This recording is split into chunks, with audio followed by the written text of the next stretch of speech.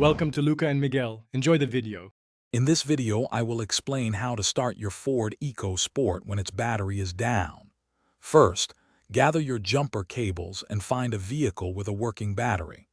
Park the donor car facing your Ecosport, ensuring they are not touching. Turn off both vehicles completely before connecting any cables. This simple preparation is crucial for a safe and effective jump start. Now, let's connect the jumper cables correctly. First, attach one red positive clamp to your Ecosport's dead battery positive terminal. Then, connect the other red clamp to the donor vehicle's positive terminal. Next, take one black negative clamp and connect it to the donor battery's negative terminal. These steps ensure a proper electrical connection. Quick recommendation: if you're finding this video helpful, please hit that like button and subscribe to our channel for more useful content.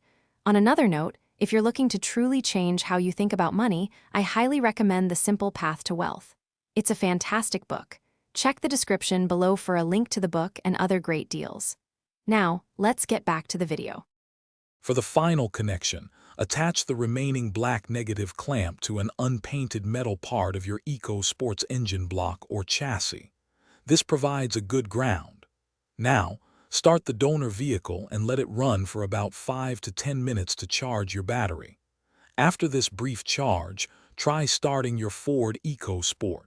It should now crank over. Once your Ecosport is running, it's time to disconnect the cables safely. First, remove the black negative clamp from your Ecosport's metal grounding point. Next, disconnect the black negative clamp from the donor vehicle's battery.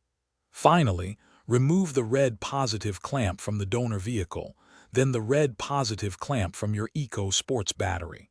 Always follow this order. Thanks for watching and please subscribe. It's the best investment you'll ever make.